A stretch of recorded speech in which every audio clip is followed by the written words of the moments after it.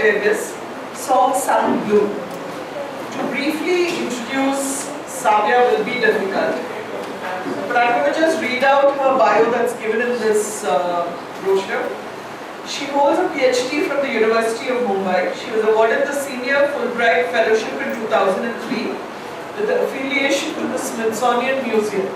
She has completed a project entitled The Family Archive, a study of family portraits of Goans under the aegis of Ministry of Culture, Government of India, and her exhibition of collated and curated old Goan photographs, moments, memory and memorabilia was shown at Sunaparanta Carpe Diem Xavier Center for Historical Research and Vogue in Goa. Savia's novel, Let Me Tell You About Quinta by Penguin, has been included in the teaching of Portuguese post-colonial fiction at William and Mary College, Virginia. In conversation with her is Jugneeta, again a person who really doesn't need much of an introduction.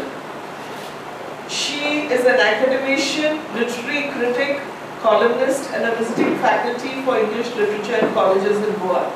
As a consultant for schools, she develops workshop modules for book reading activity. As a literary critic, Jugneeta comments on classical literature and art for various publishers and is closely associated with Speaking Tiger. She also curates films, literature and art events. She writes on art and culture for Daily O as well as for international literary journals. She heads a poetry appreciation group at Bookworm Goa. Her ongoing projects include coordinating Raza's dialogues, talks on contemporary arts with the Raza Foundation and the Museum of Goa. She is working on a set of 5 graphic novels on human sexuality, which she hopes to soon publish. So, Song Sun Blue is her latest book, Savia's latest book, and it's a symphony in blue. Blues music embedded in melancholia, a story of 2 sisters, Davina and Maria, and the choices that they make in life and their life trajectories. And then, life happens to the both of them. So Savia, I would say that, she's exploring people's lives through those 2 characters that she has, her protagonists. And besides that, she is mirroring, she's projecting or portraying Goa in the hinterland. Goa, which is not so much in the eye of the people who visit here, who come for a few days to make merry, and they have a very different viewpoint of Goa. But the Goa that she writes about is the interior Goa, the heart of Goa, the Goa what it actually is. So she's exploring that, right? And that Goa is insular and, embedded in a feudal structure. And beyond that, I would say Savia is very interested, She's very much exploring the psychological depths of people through her characters. So it's not just the iceberg that we see, but the underlying iceberg which is submerged. And that she's very interested in, and she has, woven the fabric of her novel around that. So, Savia, should we launch the book? Open it up? Let's open it so that we have myself. All right, so we have the book in hand, and then we can talk about it, So we'll do this, the ceremony of launching.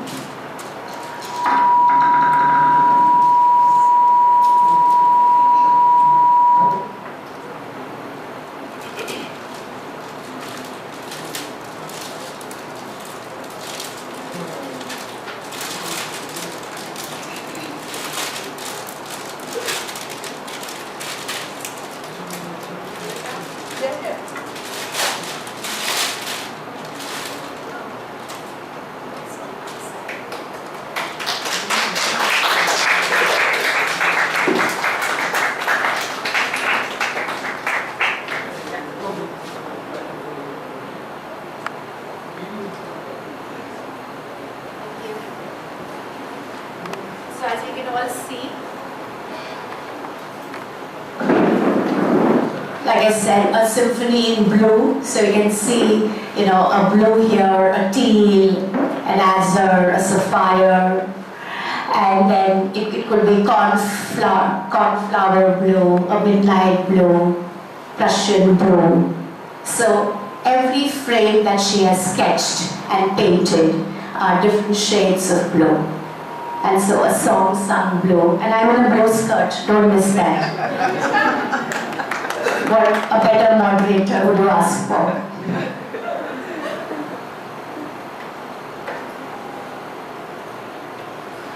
So when I said, the myths and the superstitions of the society. So let's begin with the first one, right? So Savia, in your book, you explore caste, okay, that black evil demon which is so much a part of our society here. So would you talk about that? Yeah, of how children grow up, looking at caste, observing it in their own homes and neighborhoods. Yeah. I was very influenced to write this book when I read the work of Herta Müller. Herta Müller is a Nobel laureate. She was awarded the Nobel laureate in 2009, and she hails from a village in Romania. And she actually covers the repression under the communist regimes. How silences became a way of communicating. How the villagers had an insularity, which kind of made them fear the regime, made them silence them. And there are books like The Appointment, The Land of Plums, and several others, which are very fascinating because they look at the melancholia, fear, all emotions that we consider negative. So when I was writing this book, it became very important for me to understand what in the village, the rural village that I live in, what is the emotion that is predominant. And I realized many of these Catholic villages, they have the church as its ruling religious structure. And the notion of guilt, which you are taught at a very young age, becomes an overruling emotion as you grow up. And it defines the lifestyle and attitude of people in these villages. So this particular reference that Jugneeta referred to came from a sermon that I listened to in one of the village parishes. The priest says, our castes are like baker's breads. You have lightly baked bread, you have a tanned bread, you have a deeply browned bread, and you have a burnt bread. And they represent our caste structure in society. It's a misnomer really that Goans, because they are Catholic, they don't believe in caste. I'm not talking about the urban elite educated. We have kind of risen above that. Like yesterday, one of the speakers said Gandhi was a racist. Gandhi was casteist, but he overcame those emotions. But in our villages, even though the church may preach against these things, the divisions, the inequalities, the definition holds fast even from the pulpit. Many of us would have realized that even when it comes to marriages, the marriages are defined by caste. So it's not really that caste system doesn't exist. It's a social hierarchy which definitely defines where you came from and how your social interaction has to take place. It is called trata, in society. How people of your equal standing. And for that, the caste system is the main scaffolding in the rural society. I just like to read these two lines, where you have talked about the baker's bread. Devina, who's the older sister, always remembers the sermon the vicar delivered at the feast of the Holy Cross. Our castes are like baker's bread, he said. some well-crusted, white and perfectly baked, another batch lightly toasted, several browned, and a quantity burned to toast. Do you recall the servant Devina? A smile.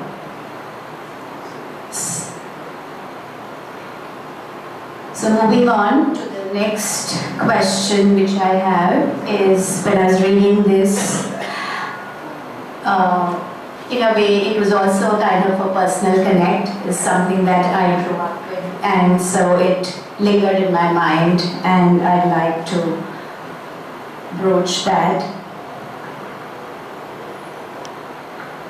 When you're brought up in a household, where virtue and righteousness is drilled into the growing child, that it's all about prayer, it's all about bowing to God, and you cannot have your meal without really, the prayer, the morning prayer, and it's wear your clothes a certain way, and so on. It's all about morality. So what happens is what you've tackled again in the book, like girls who are brought up in such households, and what do they do with sexuality then when they come of age? And that's also steeped in shame and sin. So how does your character handle that? The two sisters actually grew up very differently. Maria Dussel, who we call Maria of the Sky, is very religious because from a very young age her mother drills religion, the aura of the life of saints into her. Whereas Divina grows up without these attitudes. She is rebellious, she is defiant, she loves life, and she approaches love and life without rancor.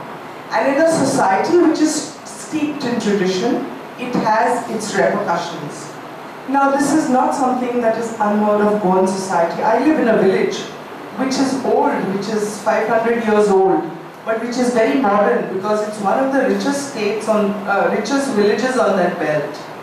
But in a particular place, as the road swerves left from my house, there is a whole area which is called the suicide angle.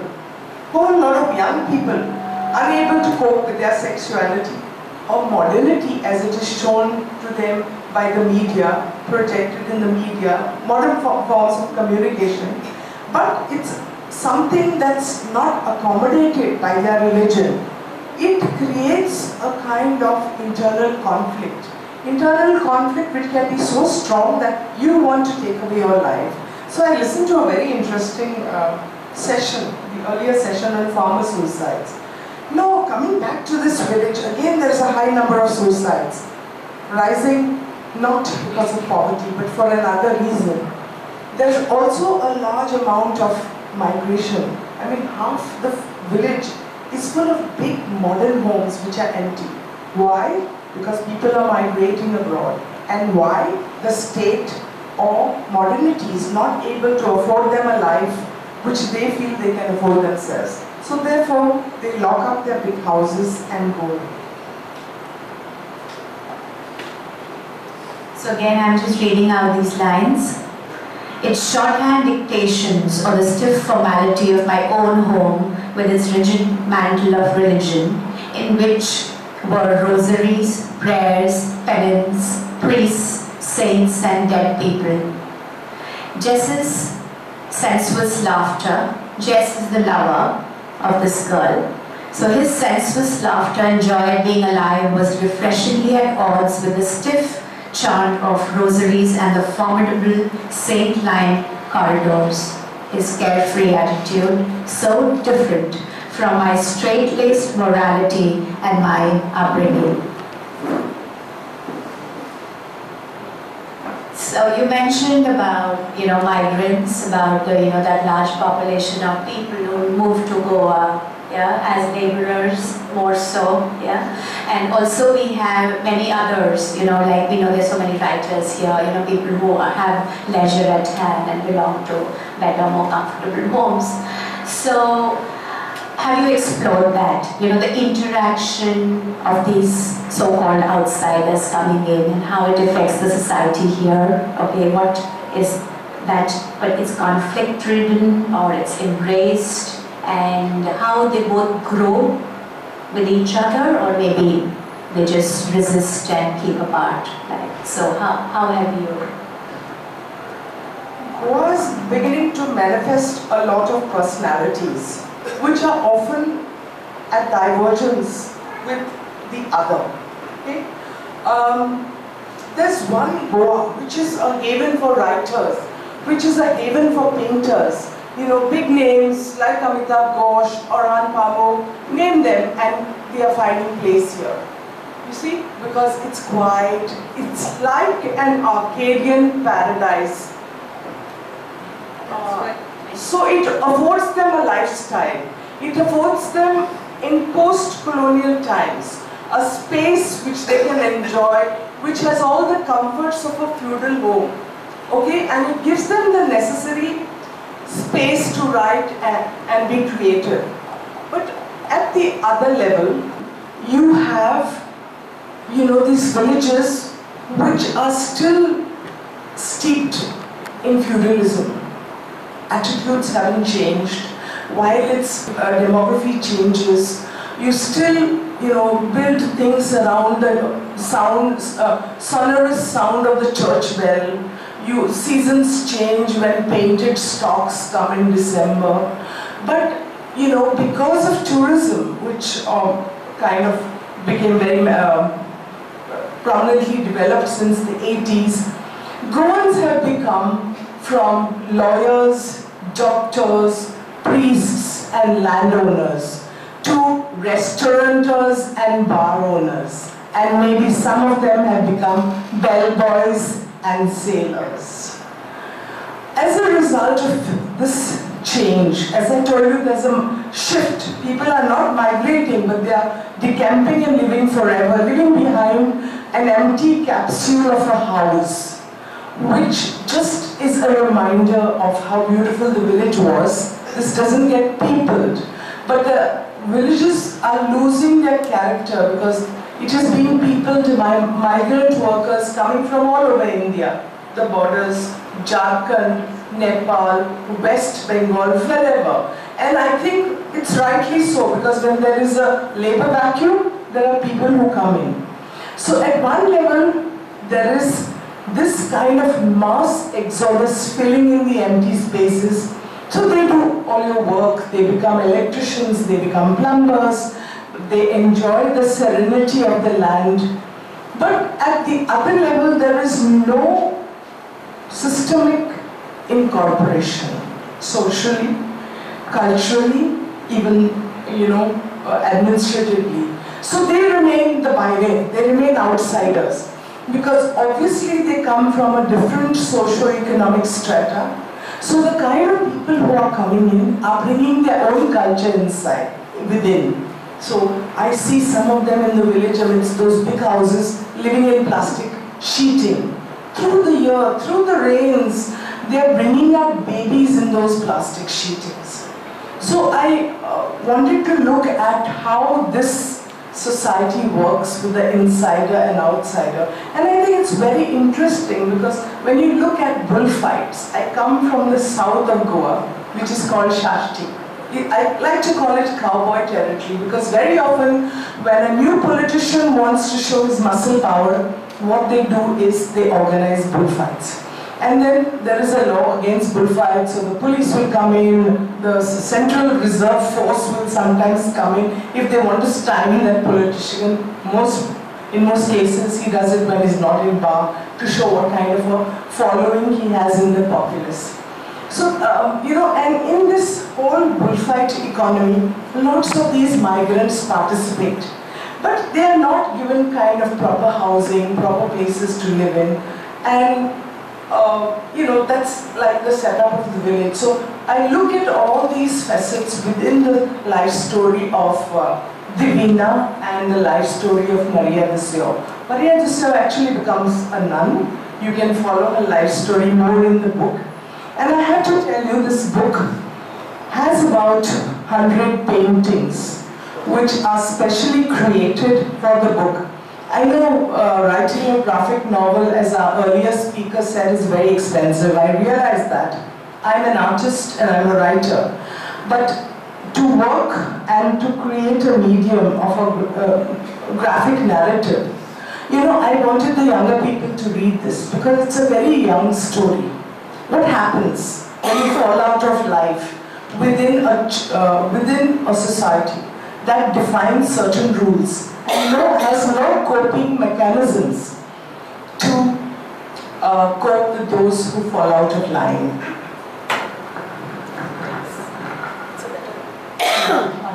So, you mentioned about bullfights, yeah? So, of course, you said that you're exploring the migrants and the locals here who actively, get together and participate in that sport, and that sport is where energies are high and, a lot of excitement, bloodshed and so on.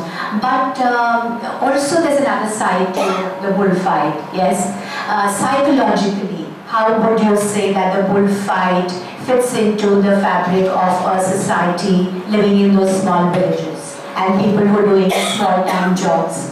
How is it a psychological, a release or, that angle to it? If you could answer that for us. When I was looking at the bullfight economy, I read a very interesting paper by Clifford Geertz, The Balinese Cockfight.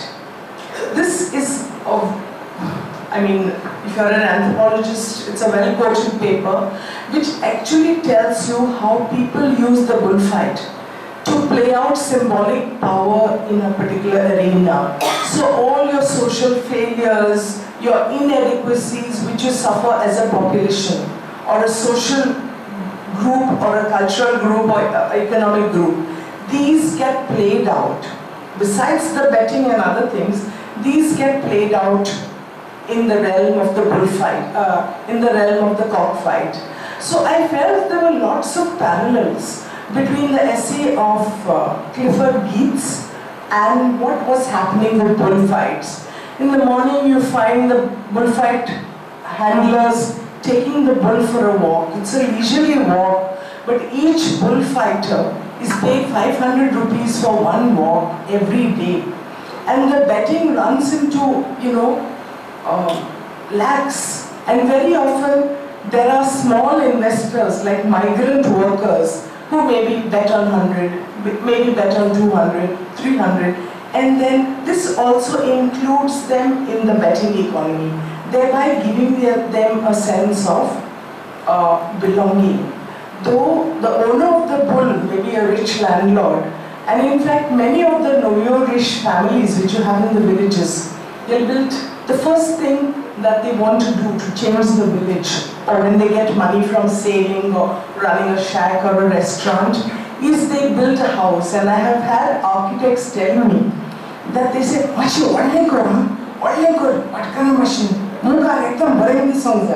that means in the local language, let the facade of the house contest that of the Bhatkar's house. Let it be big and let it look stately. You also find that many of these houses have a backyard in which you will have a fighter bull. It's very interesting, what do these families see in rearing a fighter bull? Very often the ends are very gory, and some of the incidents you may be reading in the papers. But a lot of what has been happening in the villages, I've kind of absorbed it into my fiction. Because I find, in some sense, I'm privileged. Because I go to church, I understand the language. I may be a non-believer, but I like to be part of a community. And I also understand the language nuances because I've grown up here. And I've had a research background and an academic background which allows me to look at them with a third eye. And that makes all the difference. So I think I feel very privileged to be part of that society, yet to be able to understand the malaise of a society. So Savia is like a flaneur, armed with her pen and her ruminating, reflecting mind.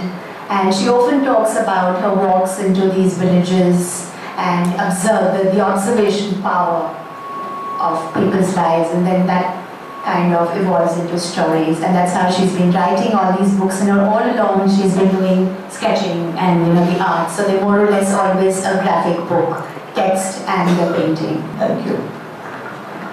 Thank you.